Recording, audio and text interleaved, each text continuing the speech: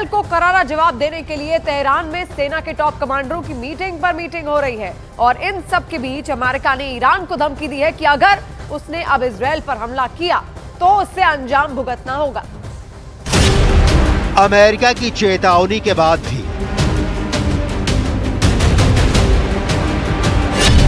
परमाणु बम गिरने के खतरों के बीच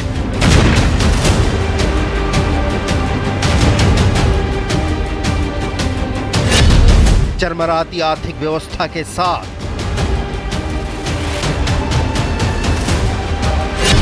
और सबसे बड़ी बात की तबाह हो जाने के अंदेशे के बावजूद ईरान इजराइल पर कर रहा पलटवार की तैयारी।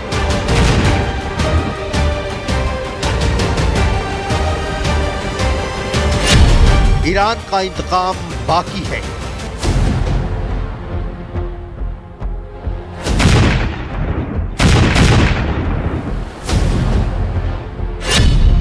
ईरान की संसद में शपथ बदला लेकर रहेंगे।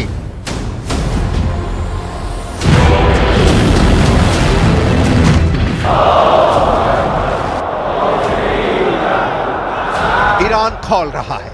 Supreme leader Ali Khamenei meeting पर मीटिंग कर रहे हैं। रिवोल्यूशनरी गार्ड्स के टॉप कमांडर तेहरान में डेरा डाले हुए हैं। राष्ट्रपति पेजेश्कियान रक्षा मंत्री और आर्मी चीफ को ऑर्डर पर ऑर्डर जारी कर रहे हैं। इजराइल ने हमला कर ईरान को बदले की आग में जलने के लिए छोड़ दिया है। ईरान अब इंतकाम की तैयारी कर रहा है। कहा जा रहा है कि ईरान इजराइल पर ऐसा भीषण हमले की तैयारी कर रहा है जो मिडिल ईस्ट के इतिहास में अब तक नहीं हुआ है। मतलब دوم مربوط به این حرکت شرورانه‌ای است که دو شب پیش اینجا انجام دادن. خب خودشون هم البته بزرگنمایی میکنن. بزرگنمایی اونا غلطه. اما توجه داشته باشید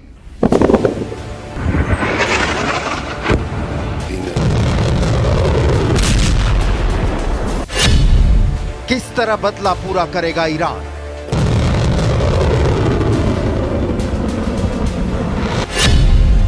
क्या है ईरान की युद्ध की तैयारी?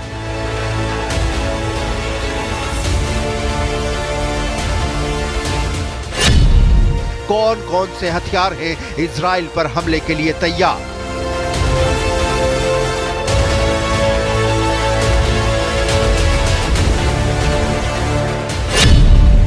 अली खामनेई कब तक देने वाले हैं इजराइल पर अटैक का ऑर्डर?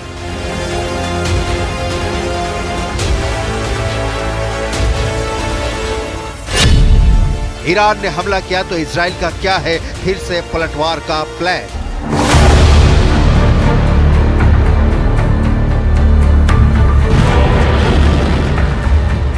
सवालों की डिटेल देखनी बहुत जरूरी है। इसके पहले वो सवाल कि ईरान के पास क्या पलटवार के अलावा कोई विकल्प नहीं बचा है। इसका जवाब समझने के लिए आपको ईरान की इस वक्त के हालात समझने होंगे जो ईरान की सर्वोच्च बनने की चाहत को चकनाचूर कर रहा है। ईरान के करीब करीब सारे मोहरे धूल धूसरित हो चुके हैं। मोहरा नंबर 1 हमास करीब करीब मटियामेट हो चुका है। मोहरा number 2 Hezbollah chief deputy chief समेत सारे टॉप के कमांडर मारे जा चुके हैं। मोहरा नंबर 3 यमन के हुथी विद्रोही। इजराइल ने हुथियों के खिलाफ हमले शुरू कर दिए हैं और वैसे भी यमन के पास इतनी ताकत नहीं है कि इजराइल के लिए अकेला चुनौती बन सके। मोहरा नंबर 4 सीरिया से ईरान को खास मदद नहीं मिलने वाली। मोहरा नंबर 5 इराक से भी ईरान को बहुत कुछ हासिल नहीं होने वाला। हमास हिजबुल्ला या हुथी सब ईरान के पाले हैं। ईरान के बिना इन समूहों की ताकत दाल में जीरे की तरह है।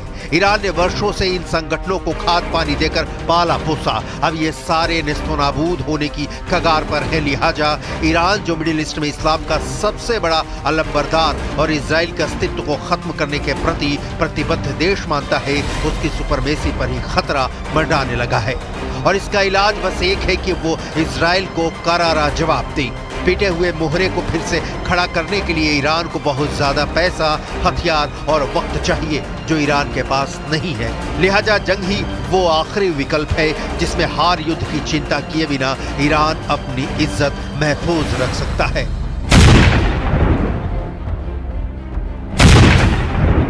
اقدام نظامی رژیم صهیونیستی علیه ایران از روی انفعال بود و به شکست دیگر برای این رژیم تبدیل شد، اما جمهوری اسلامی ایران در چارچوب حق ذاتی دفاع مشروع و ماده 51 منشور ملل متحد ईरान के सुप्रीम लीडर इसराइल के खिलाफ बड़े पलटवार की तैयारी कर रहे हैं। 2 अक्टूबर का अटैक भी ईरान के लिए आखिरी रास्ते के तौर पर था, क्योंकि ईरान को सीधे इसराइल से लोहा लेना था। ये भी तय है कि ये लड़ाई अब और भड़क जाएगी। अमेरिका ने ईरान को चेतावनी दी है कि वो जवाबी वार करने की गलती ना करें, क्योंकि ऐसे हालात में अमेरिका इसराइल के साथ खड़ा होगा, लेकिन ईरान अमेरिका की चुनौतियों को फिलहाल नज़रअंदाज ही कर सकता है।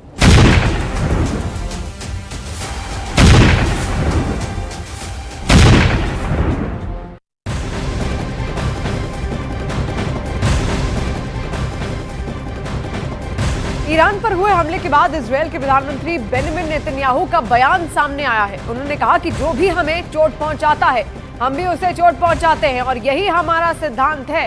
नेतन्याहू ने ईरान पर हमले को सटीक और शक्तिशाली बताया। उन्होंने कहा कि ईरान पर हुए हमले से हमने अपने सभी लक्ष्य हासिल कर लिए हैं। आपको बता दें, आज से 2 दिन पहले लगभग ईरान पर यह हमला इजरायल की ओर से किया गया था। इसके अलावा जो रेडियो कम्युनिकेशन था वो भी जारी किया गया था, उसका पूरा ऑडियो क्लिप जारी किया गया था इजरायल की ओर से। מי שפוגע בנו, אנחנו פוגעים בו.